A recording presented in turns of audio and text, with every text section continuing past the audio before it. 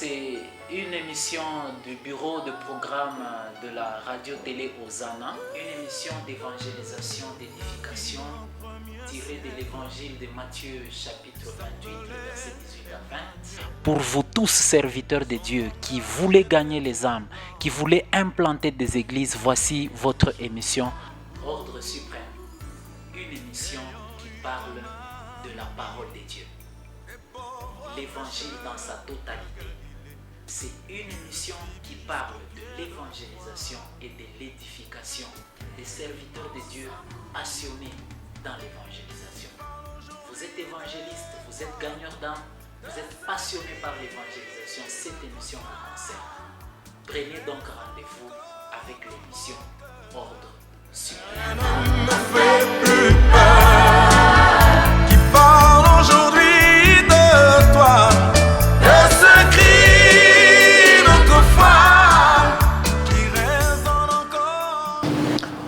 Fidèles téléspectateurs et auditeurs de la radio-télé Hosanna, nous vous saluons dans le nom de notre Sauveur et Seigneur Jésus-Christ et nous vous bénissons pour votre fidélité à votre émission, notre émission et votre fidélité à cette chaîne.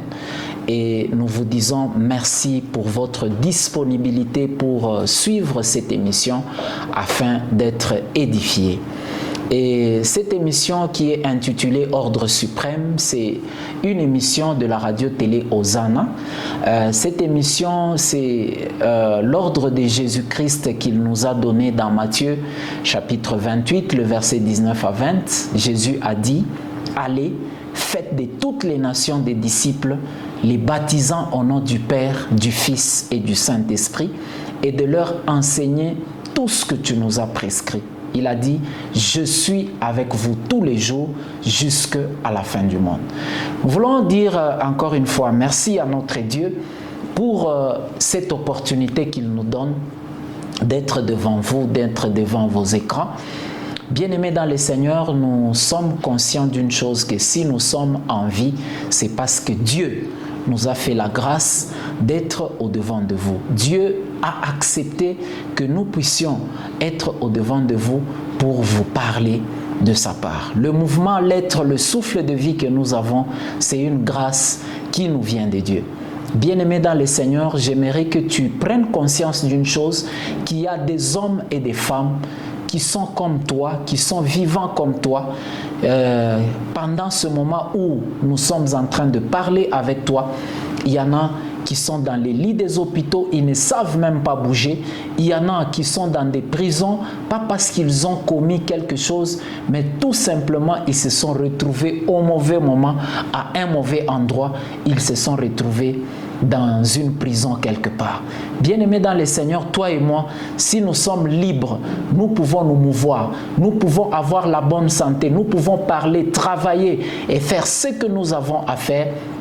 Bien-aimés, c'est une grâce qui nous vient de la part de Dieu. Voilà pourquoi j'aimerais que nous puissions prendre une minute, ne serait-ce que pour exprimer notre gratitude à notre Dieu, notre reconnaissance à Dieu pour le souffle de vie, la grâce de vivre qu'il nous a faite. Prions le Seigneur. Tendre Père, nous te bénissons et te rendons gloire. Nous te disons de tout cœur merci pour l'opportunité que tu nous donnes encore une fois de partager ta parole. Je te recommande, Seigneur, mon bien-aimé qui est en train de me suivre, qui est dans son bureau, qui est dans un magasin, qui est, je ne sais pas, dans son lieu de travail ou quelque part en train de nous suivre. Notre prière encore, Seigneur, c'est que tu puisses nous parler. Parle-nous, Seigneur, nos cœurs sont disposés pour t'écouter. C'est au nom de Jésus-Christ, notre Sauveur et notre Seigneur. Amen. Bien-aimés dans le Seigneur, nous vous disons merci encore une fois pour votre fidélité à cette émission. Dans le cadre de cette émission, nous étions déjà en train de parler sur le discipolat. Jésus a dit, allez faire de toutes les nations des disciples. Et quand on parle des disciples, il y a le mot discipline là-dedans. Et il y a une série de disciplines que nous devons suivre en tant que disciples du Seigneur Jésus-Christ. Et nous sommes en train, pendant ce moment, de développer une discipline en ce qui concerne la prière. C'est la discipline de la prière que nous sommes en train de développer ces derniers temps. Et pour un petit rappel, nous avons parlé la fois passée de l'efficacité de la prière. Donc, en parlant de l'efficacité de la prière, lorsque nous étions en train de développer, nous nous sommes dit ceci, on ne dit pas que vous ne priez pas. Nous savons qu'il y a beaucoup de personnes qui prient, mais nous pouvons améliorer notre façon de prier. C'est pourquoi nous nous sommes inspirés du passage de Jacques, chapitre 5, le verset 16, la Bible dit qu'il nous parle de la prière fervente du juste et d'une grande efficacité. Toujours dans l'épître de Jacques, Jacques dit ceci, vous priez, vous ne possédez pas parce que vous priez mal. C'est qu'il y a une bonne façon de prier. Donc, en développant la fois passée, nous avons compris que nous pouvons améliorer notre façon de prier. Et nous avons fait un certain nombre d'observations des concepts que se font les gens sur la prière. Et nous avons développé là-dessus.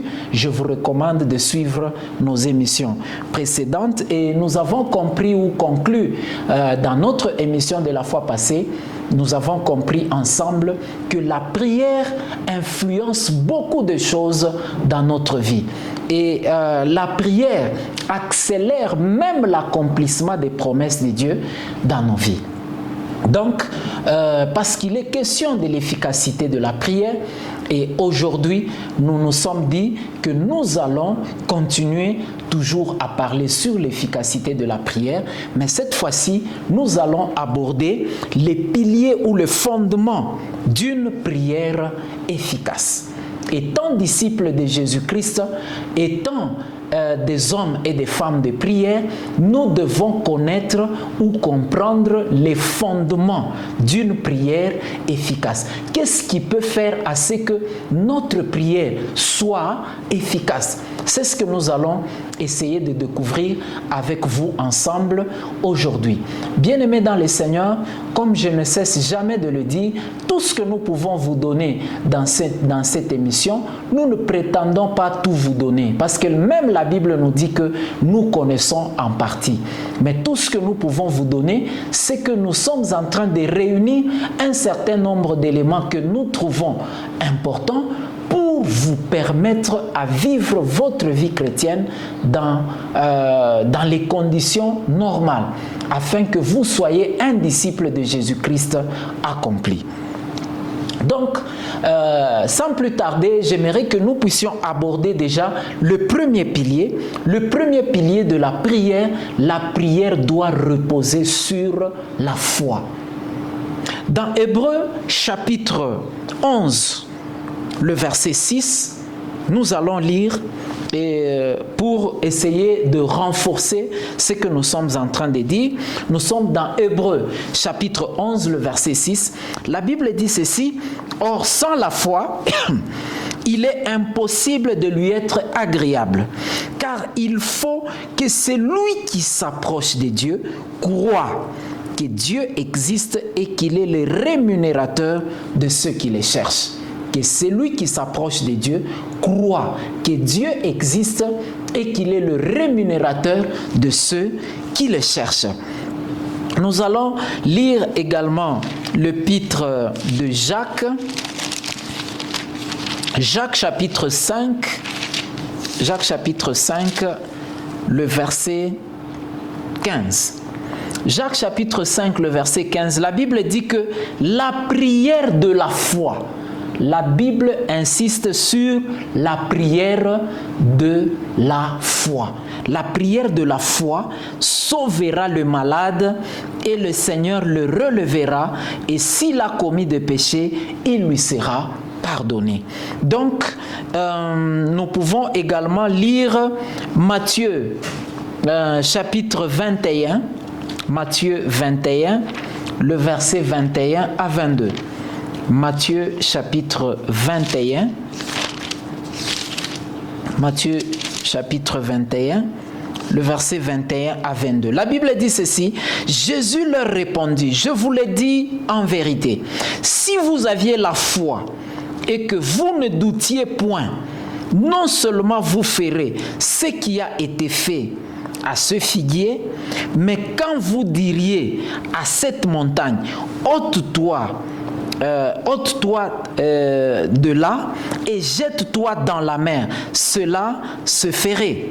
Le verset 22, tout ce que vous demanderez avec foi par la prière, vous le recevrez. La Bible nous parle de la foi. La foi, c'est un fondement très très important, bien-aimé, dans notre prière. Comme je l'ai dit dans l'Épître aux Hébreux, chapitre 11, le verset 6, la Bible dit que celui qui s'approche de Dieu croit que Dieu existe et qu'il est le rémunérateur de ceux qui les cherchent. La foi est très importante parce que la foi, c'est comme la clé qui nous donne accès au surnaturel de Dieu. Bien-aimé dans le Seigneur, sans la foi, la Bible dit, il est impossible de lui être agréable. Donc, dans la foi, dans ce pilier de la foi, il y a la confiance que nous avons en Dieu. Quelqu'un qui a la foi, quand il prie, il croit que Dieu est non seulement capable d'agir dans sa vie ou de répondre ou d'exaucer à ses requêtes, mais celui qui prie doit croire que Dieu est disposé à le répondre. Bien-aimé, c'est très important. Si nous prions, il y a des personnes qui prient. Mais dans leur prière, ce ne sont que des paroles qui sont en train de marmonner dans la bouche. Mais en réalité, quand ils sont en train de prier, ils n'ont pas la foi. Bien-aimé, il y a des personnes aussi, à un certain degré, c'est un certain degré de la foi, il y a des personnes, quand ils s'adressent à Dieu, ils sont convaincus que Dieu est capable de le faire. C'est-à-dire, être convaincu que Dieu est capable de me guérir, c'est une chose. Mais croire qu'il peut le faire maintenant, c'est une autre chose. C'est ainsi que lorsque vous comprenez le concept de la foi dans la Bible, la foi, c'est maintenant. C'est pourquoi, lorsque les brigands étaient à la croix avec le Seigneur Jésus, l'autre qui l'insultait et l'autre qui était en train de dire au Seigneur Jésus, « Souviens-toi de moi lorsque tu viendras dans ton règne. » Le brigand a envoyé sa requête, la requête qu'il a présentée au Seigneur Jésus. Le brigand a envoyé ça dans le futur. « Souviens-toi de moi lorsque tu viendras dans ton règne. » Mais Jésus lui a dit, aujourd'hui même, tu seras avec moi au paradis. Bien-aimé, la foi, c'est aujourd'hui. Et la foi, c'est un fondement très, très important dans notre prière. Si nous prions, nous devons avoir la foi. La foi nous donne accès auprès de Dieu. Comme la Bible le dit, je l'ai répété, tantôt là, sans la foi, il est impossible de lui être agréable. Jésus l'a dit, si vous ne doutez pas, vous pouvez dire, la foi dont Jésus est en train de parler, il parle d'abord d'une petite foi, ne serait-ce qu'une petite foi. Il a parlé d'une foi qui est comparable à un grain de sénévé. Il dit que si vous avez cette petite foi, vous direz à cette montagne, ôte-toi de là et jette-toi dans la mer, cela va arriver. Et il dit ceci, si vous avez ne serait-ce que cette petite foi. Bien-aimés dans le Seigneur, tout ce que nous prions, tout ce que nous demandons à Dieu, nous devons nous rassurer que nous avons la foi. Nous devons croire que Dieu est le rémunérateur de ceux qui les cherchent. Donc, ça, c'est très important. Donc, ça, c'est la partie confiance dans la foi. Donc, il n'y a pas de doute. La foi s'oppose au doute. Le doute rend nos prières inefficaces. Bien-aimé dans le Seigneur, lorsque tu pries, ne doute pas. Lorsque tu pries, ne doute pas. J'ai toujours donné un exemple terre à terre. Vous savez, il est parfois facile de demander quelque chose à certaines personnes, dont nous croyons les capacités. Je donne un exemple, je peux me présenter devant un gouverneur, un président de la République. Je peux me présenter devant lui pour lui dire « J'ai besoin que tu puisses faire pour moi ceci ou cela ». Nous pouvons croire dans le pouvoir d'un président. Pourquoi? Parce que je sais très bien que le président a un pouvoir quelconque. Mais le Dieu devant qui tu te tiens pour adresser tes prières a des pouvoirs illimités. Un président de la République, un roi de ce monde, un grand de ce monde, un milliardaire, qui qu'il soit de ce monde, bien aimé, il a des pouvoirs limités. Mais le Dieu devant qui tu te tiens pour adresser tes prières, pour présenter tes requêtes, pour adresser ta demande, il a un pouvoir illimité.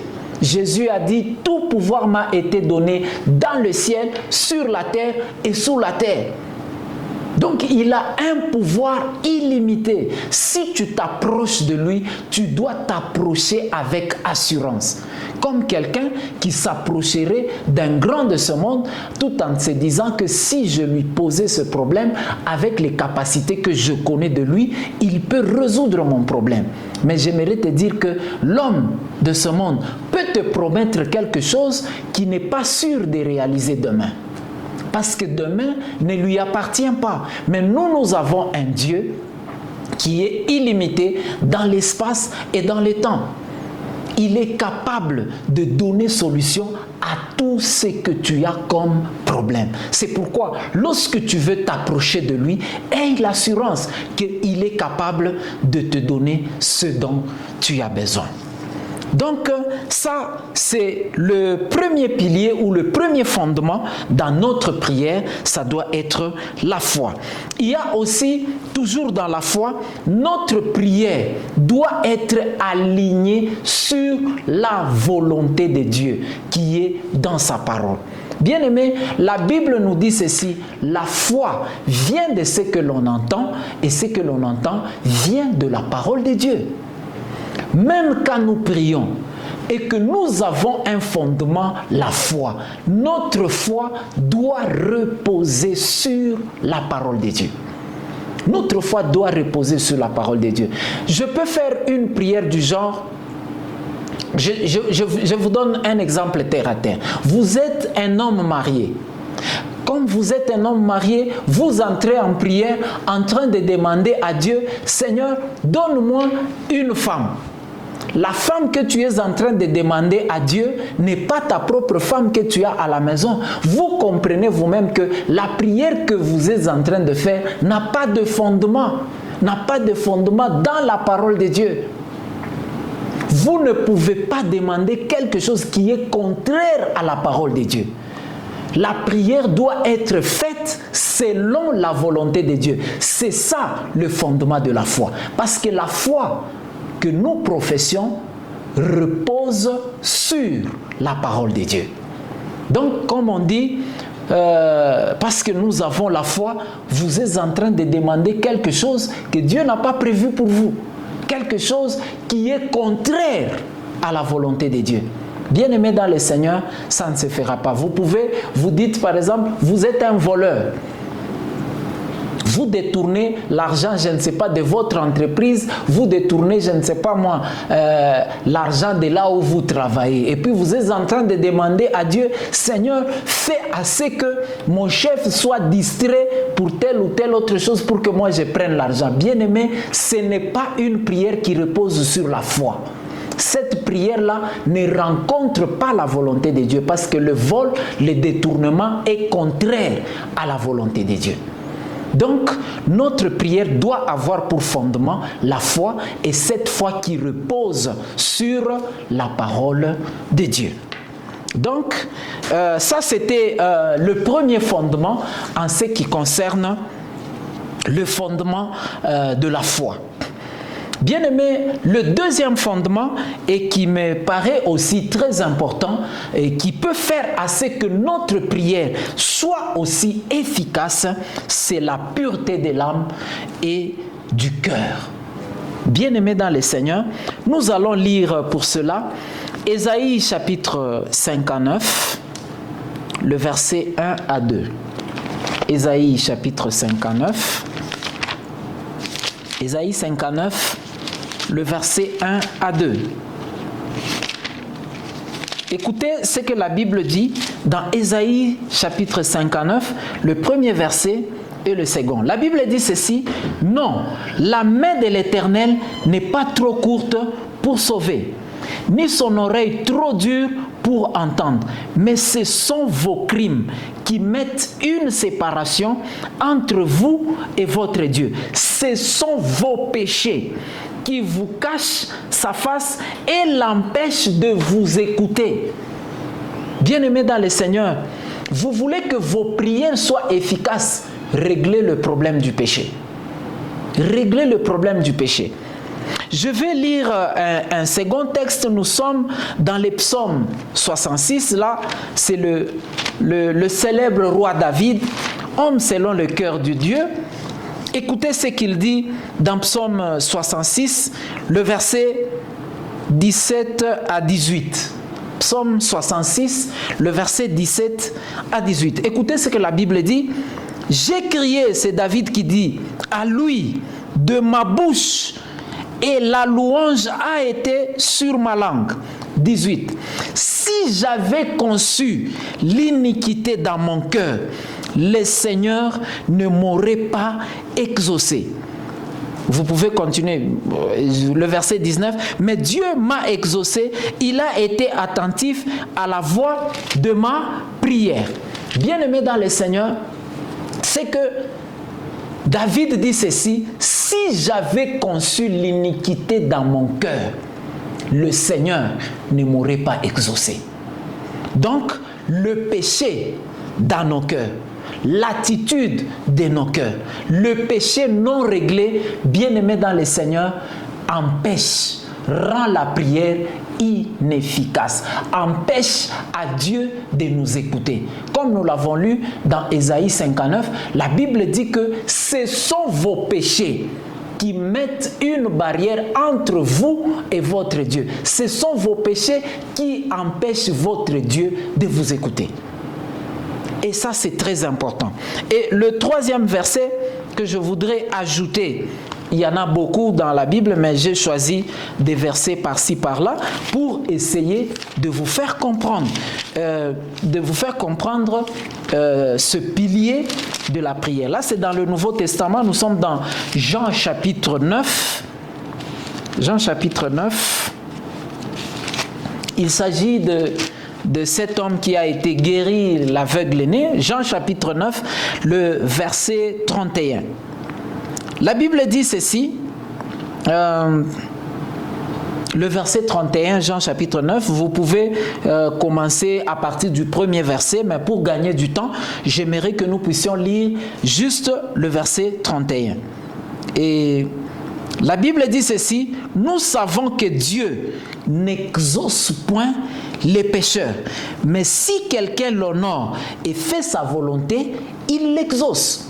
Bien-aimé dans le Seigneur, même cet homme, même les pharisiens, même tous ceux-là qui ont lu la Bible, tous ceux-là qui ont servi Dieu, ils le savent que Dieu n'exauce pas les pécheurs. Cet aveugle-né, ils ont dit, les pharisiens l'ont suivi en disant que nous savons que cet homme, ils étaient en train de parler de Jésus. Il dit que cet homme est un pécheur. Ils l'ont même encouragé, cet homme, en disant: donne gloire à Dieu. Est-ce que c'est cet homme qui t'a guéri? Lui, il a dit que moi, je ne vous comprends pas. Je sais que Dieu n'exauce pas le pécheur. Tout ce que je sais, c'est que j'étais aveugle. Et maintenant, je vois. Et il a bien compris que cet homme, c'est parce qu'il n'est pas un pécheur que Dieu l'a exaucé. Bien-aimés dans le Seigneur, j'aimerais que nous puissions comprendre. Si vous voulez rendre vos prières très efficaces, vous voulez rendre votre prière efficace, réglez le problème de péché. Les péchés non confessés rendent notre prière inefficace. C'est très important. Donc, la Bible nous dit, en ce qui concerne le péché, dans 1 Jean 1,9, la Bible dit ceci: si nous confessons nos péchés, il est fidèle et juste pour nous les pardonner et de nous purifier de toute iniquité. Et lorsque Dieu te pardonne, ta prière sera efficace. Donc, autre chose toujours par rapport à la pureté de l'âme et du cœur, les prières qui sont basées sur des motivations égoïstes. Bien-aimé dans le Seigneur, c'est très important. Vérifie bien pourquoi tu es en train de prier. Pourquoi tu pries? Est-ce que tu pries parce que tu veux rivaliser avec quelqu'un? Bien-aimé, Dieu n'exauce pas notre ego. Retenez ça très bien. Dieu n'exauce pas notre ego. Mais Dieu exauce nos prières qui sont faites selon sa volonté. Jacques est en train de dire ceci: vous priez mal, vous demandez, vous ne possédez pas parce que vous priez dans le but de satisfaire vos passions. Bien-aimé dans le Seigneur, les passions charnelles. Pourquoi tu es en train de prier? Qu'est-ce qui te motive à prier? Tu es en train de prier, il y a des gens qui font ce genre de prière à Dieu en disant: voilà, Seigneur, je suis en train, pourquoi? Parce qu'on m'a beaucoup humilié dans cet endroit, Seigneur, donne-moi aussi. Non, non. Ça, c'est satisfaire votre ego. Ça, c'est vouloir, ça, ce sont des motivations obscures. Bien-aimé dans le Seigneur, vérifie les motivations qui te poussent à prier. On ne dit pas que nous ne pouvons pas présenter à Dieu nos besoins. Il faudrait réellement que ces besoins soient réellement un besoin. Bien-aimé, voilà pourquoi deux fois je peux être un serviteur de Dieu. Je suis en train de prier: Seigneur, donne-moi la puissance pour accomplir les miracles. Pourquoi tu veux accomplir les miracles? Est-ce que c'est pour la gloire de Dieu ou ta gloire personnelle?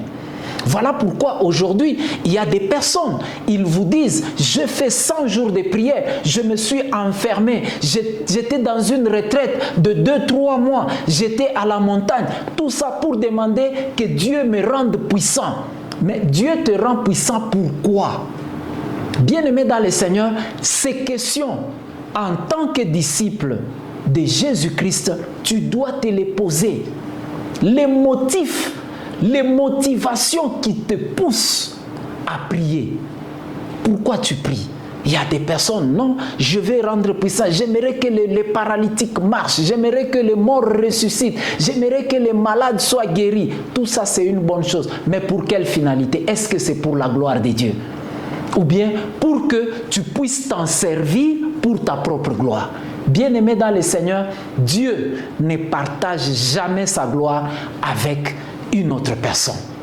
Laisse que Dieu t'oriente. Nous allons le voir par la suite. Lorsque nous allons prier, nous allons parler de la prière par l'Esprit. Bien-aimé dans le Seigneur, il faut comprendre, il y a des personnes, les motivations de leur prière sont des motivations impures. Nous devons faire attention à cela. Il y a aussi le troisième aspect, c'est quoi? Le manque de pardon. Tu es en train de prier, tu as déjà enfermé, emprisonné les gens dans ton cœur. Tu ne pardonnes pas. Dans la prière que le Seigneur Jésus a appris à ses disciples, il a dit ceci: lorsque vous priez, dites: pardonne-nous nos offenses, comme nous pardonnons aussi à ceux qui nous ont offensés. Bien-aimé dans le Seigneur, Jésus a dit: si tu veux prier, ou bien si tu veux présenter même ton offrande, tu te rends compte que tu as un problème avec ton prochain, laisse d'abord l'offrande, va arranger avec ton prochain et puis tu viendras offrir. Bien-aimé dans le Seigneur, il y a des personnes, quand ils prient, tu es en train de prier en disant: Seigneur, occupe-toi de mes ennemis. Mais ce qui qui te caractérise, ce qui est dans ton cœur, ce n'est pas la pureté. Tu ne vois pas le Seigneur, mais tu es en train de voir l'autre en train de périr. La Bible dit ceci, c'est Jésus qui a dit, il a dit ceci, à moi la vengeance, à moi la rétribution. Bien-aimés dans le Seigneur, nous, notre devoir, c'est de prier. Dieu s'en charge du reste. Si tu es rancunier, tu as gardé rancune, tu ne pardonnes pas, il m'a fait. Il y a des personnes, ils gardent un problème dans son cœur en disant il m'a fait ça. Quand vous lui posez la question, cette affaire-là s'est passée quand il y a 10 ans, 15 ans en arrière, bien-aimé dans le Seigneur, tu continues toujours à entretenir cette rancune. Bien-aimé dans le Seigneur, le manque de pardon ne détruit pas l'autre. Mais au contraire, le manque de pardon te détruit toi-même. C'est pourquoi, si tu n'arrives pas à pardonner, si tu ne parviens pas à pardonner ton prochain, comprends que ta prière sera inefficace. Ça, c'est l'ensemble de choses. Bref, tout ce qu'il y a comme péché, tout ce qui peut faire à ce que nous sommes dans le péché, le péché rend notre prière inefficace, bien-aimé dans le Seigneur. C'est pourquoi nous devons comprendre que la rancune, l'amertume dans le cœur. Bien-aimé, quand tu pries le Seigneur, c'est pourquoi la Bible dit que c'est lui qui s'approche de Dieu, croit que Dieu existe. Si tu crois que Dieu existe et qu'il est le rémunérateur de ceux qui les cherchent, ta façon, quand tu t'approches de lui, tu dois t'approcher d'un cœur pur. Tu dois t'approcher, même dans tes pensées, tu dois te dire comme l'attitude d'un enfant qui s'approche devant son père. Chaque fois qu'un enfant voit son père, il voit la solution à ses problèmes. Chaque fois qu'un enfant s'approche de son père, il se sent en sécurité. Quand tu t'approches de Dieu, qu'est-ce que tu ressens? Tu as toujours des personnes que tu as déjà enfermées dans ton cœur. C'est pourquoi c'est l'une des choses qui peut faire à ce que notre prière soit inefficace. Donc, c'est quand vous avez ces choses en vous, les péchés non confessés, les motivations égoïstes ou impures et le manque de pardon. C'est très important. Bien-aimés dans le Seigneur, la pureté de l'âme, la pureté du cœur rend notre prière efficace. Ce sont des piliers sur lesquels nous reposons et repose plutôt notre vie de prière. Pour aujourd'hui, nous allons prendre un tout dernier pilier par rapport à notre vie de prière, c'est l'endurance et la persévérance. Bien-aimés dans le Seigneur, les deux concepts semblent être les mêmes, alors qu'en réalité, ils ne sont pas vraiment les mêmes. Donc, en pratique, ces deux concepts se complètent, mais ils ne sont pas vraiment les mêmes. J'aimerais, avant que nous puissions parler rapidement de ça, j'aimerais que nous puissions lire cela dans Matthieu chapitre 26. Matthieu chapitre 26, le verset 40. Matthieu 26, le verset 40 à 41. L'endurance et la persévérance dans la prière. Matthieu 26, le verset 40. La Bible dit ceci. Et il vint, c'est Jésus, il vint vers les disciples qu'il trouva endormis. Et il dit à Pierre, vous n'avez donc pas pu veiller 1 heure avec moi. 41. Veillez et priez afin que vous ne tombiez pas dans la tentation. L'esprit est bien disposé, mais la chair est faible. Bien-aimés dans le Seigneur, lorsque nous lisons également dans Éphésiens chapitre 6, le verset 18, Éphésiens chapitre 6, le verset 18, écoutez ce que la parole de Dieu dit. Éphésiens 6, le verset 18.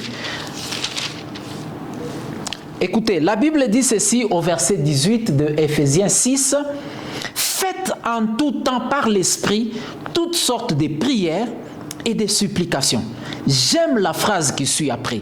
Veillez à cela avec une entière persévérance et priez pour tous les saints.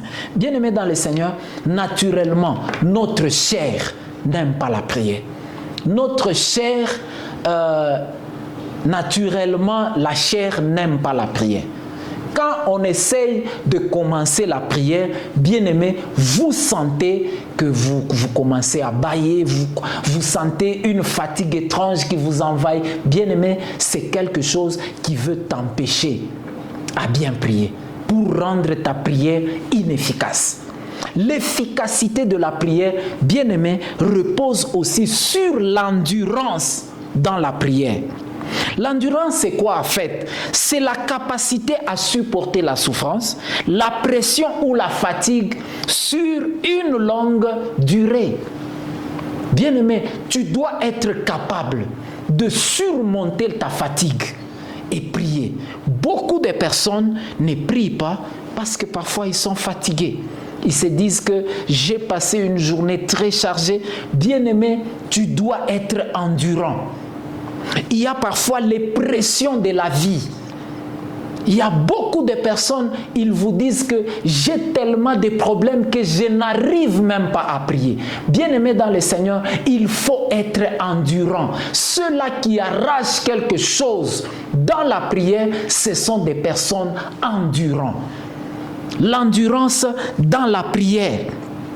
Donc, quand on parle, il y a des personnes qui vous disent « j'ai des pressions, j'ai des problèmes par-ci, par-là, je n'arrive même pas à dormir. » Oui, bien-aimé dans le Seigneur, mais c'est précisément dans un moment comme ça où tu dois passer du temps dans la prière.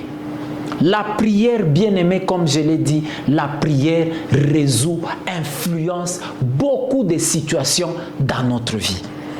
Et quand on parle de l'endurance, je vous ai donné dernièrement, l'exemple d'un téléchargement. Je vais télécharger une vidéo sur Internet. Je vais télécharger un fichier. Je vais télécharger une application. Bien-aimé dans le Seigneur, pour que le téléchargement, ça dépend de la capacité de ce que je vais télécharger. Si la capacité de la vidéo ou je ne sais pas du fichier que je vais télécharger, la capacité est grande, comprenez que le téléchargement va prendre du temps.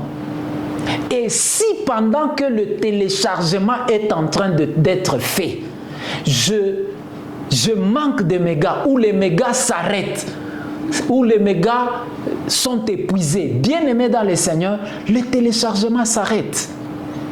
Et quand je dois avoir besoin de télécharger encore, je dois recommencer à zéro. Et ici, les mégas, c'est quoi? C'est cette vie de prière. Bien-aimé dans le Seigneur, pendant que je suis en train de faire le téléchargement sur mon téléphone, pouf, le téléphone tombe lobat. Bien-aimé, si le téléphone tombe lobat, c'est fini. Je n'aurai pas ce téléchargement-là.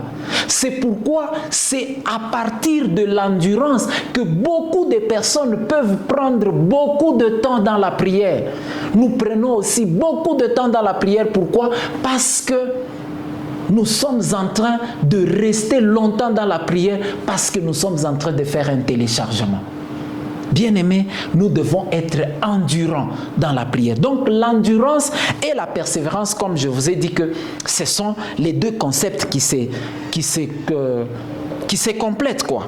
Donc la persévérance, c'est l'action active de ne pas abandonner, surmonter les obstacles et poursuivre le but malgré les difficultés. Bien-aimés dans le Seigneur, même quand nous sommes dans la prière, nous devons être persévérants. Dans Éphésiens chapitre 6, le verset 18, l'apôtre Paul nous demande en disant « Veillez-y avec une entière persévérance ». Il insiste sur la persévérance dans la prière. C'est très important, bien-aimés. Si notre prière n'est pas une prière persévérante, c'est-à-dire la persévérance, c'est quand quand nous prions jusqu'à ce que nous allons voir. Même si ça paraît tarder, ce que nous demandons à Dieu, mais nous devons continuer à prier. Nous devons persévérer. Donc, l'endurance et la persévérance, ces choses, ça fait partie des piliers de la prière. La plupart des personnes ont abandonné alors qu'ils étaient près du but. Ils ont abandonné. La prière, nous devons prier jusqu'à ce que nous serons exaucés. Bien-aimés dans le Seigneur, ça c'est très important. Ça, ce sont les piliers que nous voulons, on voulait partager avec vous. C'est quelques piliers de la prière pour rendre notre prière efficace. Bien-aimés dans le Seigneur, j'aimerais que tu comprennes une chose, que sans ces piliers, du moins les quelques piliers que nous venons d'énumérer ici, vous ne pouvez pas vivre l'efficacité dans la prière. Donc, dans la persévérance, dans l'endurance, être endurant dans la prière. À un certain moment, pendant que tu es en train de prier, tu sens la fatigue t'envahir, tu dois lutter, tu dois faire tout pour te dégager de ça et continuer à prier. Et quelqu'un a dit un jour, si vous êtes en train de prier, vous sentez encore la fatigue, vous êtes encore en train de prier dans la chair. Nous allons voir la prière par l'esprit. Nous finirons par partager sur ça. Et il a dit ceci, lorsque vous sentez encore la fatigue, c'est que vous êtes en train de prier dans la chair. Parce que quand vous entrez dans le spirituel, c'est fini. Vous ne pouvez même plus sentir la fatigue. Je ne sais pas, pour ceux-là qui prient, pour ceux-là qui ont déjà expérimenté quelque chose dans la parole de Dieu, il vous arrive parfois dans un moment donné, vous êtes en train de prier, vous avez commencé la prière, vous vous sentiez un peu fatigué, un peu distrait, un peu comme n'est pas bien branché, mais à un certain moment, vous êtes déjà emporté, même la fatigue, vous ne la ressentez plus. Là, vous avez quitté la chair pour l'esprit. Nous allons développer toutes ces choses lorsque nous allons parler de la prière par l'esprit. Bien-aimés dans le Seigneur, j'aimerais que vous puissiez comprendre une chose. Toutes ces choses, nous les expérimentons lorsque nous sommes des véritables disciples du Seigneur. Et cette discipline sur la prière, comme je l'ai dit la fois passée, c'est une discipline. Nous pouvons prendre des mois et des mois pour parler sur la prière. Mais nous sommes en train de prendre un certain nombre d'éléments pour vous permettre de vivre votre vie de prière. J'aimerais vous informer de quelque chose, c'est que si vous n'avez pas encore donné votre vie à Jésus-Christ, c'est-à-dire vous ne l'avez pas encore invité dans votre vie, selon qu'il est écrit dans Apocalypse 3, le verset 20, la Bible dit « Voici, je me tiens à la porte et je frappe. Si quelqu'un entend ma voix et ouvre la porte, j'entrerai chez lui, je souperai avec lui et lui avec moi. » Bien-aimé dans le Seigneur, si tu ne l'as pas encore invité, aujourd'hui, à travers cette parole, à travers sa parole, il est en train de toquer à la porte de ta vie. Si tu veux le recevoir aujourd'hui, l'inviter dans ta vie, qu'il soit comme ton Sauveur et ton Seigneur, tu vas vivre, expérimenter toutes ces choses et tu seras un véritable disciple de notre Seigneur Jésus-Christ. C'est pourquoi, toi qui ne l'as pas encore fait, j'aimerais te dire ceci, Dieu t'aime. Il a un plan merveilleux pour ta vie. Pourquoi tu ne vis pas ce plan de bonheur et de paix? Parce que tu es encore pécheur. Être pécheur, ce n'est pas forcément parce que tu as insulté ou que tu as fait comment, c'est par ta nature. Tu es encore pécheur. Et le péché crée une séparation entre nous et Dieu. Bien-aimés dans le Seigneur, la Bible dit ceci, le salaire du péché, c'est la mort. Et la mort, c'est la séparation spirituelle d'avec Dieu. Et au travers de cette séparation, nous n'avons qu'une solution, une seule et unique solution pour pour la séparation entre toi et Dieu, c'est Jésus-Christ. Il a dit ceci, je suis le chemin, la vérité et la vie. Nul ne vient au Père que par moi. Bien-aimé dans le Seigneur, si tu ne l'as pas encore accepté dans ta vie, je t'invite à le recevoir pendant ce moment, à l'inviter personnellement dans ta vie, qu'il soit comme ton Sauveur et ton Seigneur.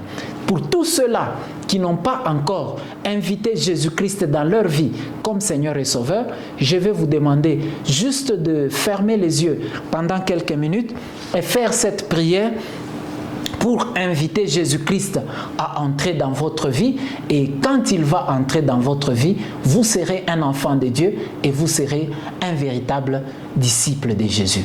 Vous allez juste répéter cette prière après moi et Jésus-Christ viendra dans votre vie comme il l'a promis dans Apocalypse 3, le verset 20. Vous allez répéter juste après moi. Seigneur Jésus, j'ai besoin de toi. Merci d'être mort sur la croix pour mes péchés. J'ouvre la porte de ma vie et je t'accepte comme mon Sauveur et mon Seigneur. Merci pour le pardon de mes péchés et pour la vie éternelle que tu me donnes. Prends la direction de ma vie et fais de moi la personne que tu désires que je sois. Amen. Bien-aimé dans le Seigneur, si tu as fait cette prière, sache que Jésus-Christ est venu dans ta vie et il vit maintenant avec toi et tu seras appelé enfant de Dieu. La Bible dit, dans Jean chapitre 1er, le verset 12 à 13, la Bible dit, à tous ceux qui l'ont reçu, à ceux qui croient en son nom, elle a donné le pouvoir de devenir enfants de Dieu, lesquels sont nés ni de la chair, ni du sang, mais de la volonté de Dieu. Donc, quand tu as fait cette prière en invitant Jésus dans ta vie, Jésus-Christ est venu dans ta vie et tu es devenu enfant de Dieu. Tous tes péchés ont été pardonnés et tu as reçu la vie éternelle qu'il a promis. Il a dit, voici ce témoignage, nous avons la vie, la vie éternelle. Vous tous qui croyez au nom du Fils de Dieu, vous avez la vie éternelle. C'est lui qui a le Fils a la vie. C'est lui qui n'a pas le Fils de Dieu n'a pas la vie. Vous avez commencé la vie passionnante pour laquelle Dieu vous a créé. Vous tous qui avez suivi cette émission, nous vous remercions.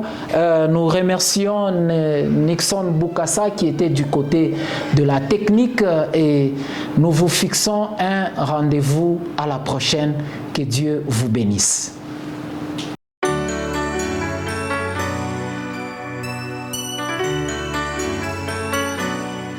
Ordre suprême, c'est une émission du bureau de programme de la radio-télé Hosanna, une émission d'évangélisation, d'édification tirée de l'évangile de Matthieu chapitre 28, le verset 18 à 20. Pour vous tous serviteurs de Dieu qui voulez gagner les âmes, qui voulez implanter des églises, voici votre émission Ordre suprême, une émission qui parle de la parole de Dieu, l'évangile dans sa totalité. C'est une émission qui parle de l'évangélisation et de l'édification des serviteurs de Dieu passionnés dans l'évangélisation. Vous êtes évangéliste, vous êtes gagneur d'âme, vous êtes passionné par l'évangélisation, cette émission vous concerne. Prenez donc rendez-vous avec l'émission Ordre suprême.